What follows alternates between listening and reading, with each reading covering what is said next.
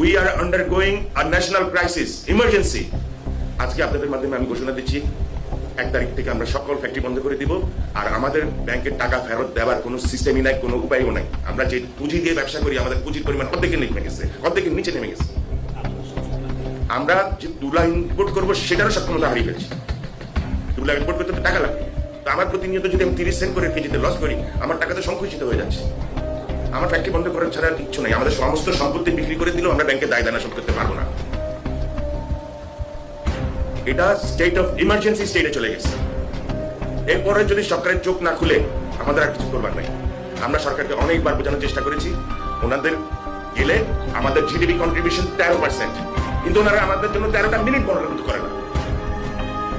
13টা minute আমাদের জন্য দেয় না। ব্যস্ততা, আসেন বসেন তাড়াতাড়ি, আপনার কি কাজ? কাগজটা নিল, এদিকে ফেলাই দিল। This is not a small sector, this is not a small affair. এটা কোনো ছোটখাটো অ্যাফেয়ার না। We are undergoing a national crisis emergency.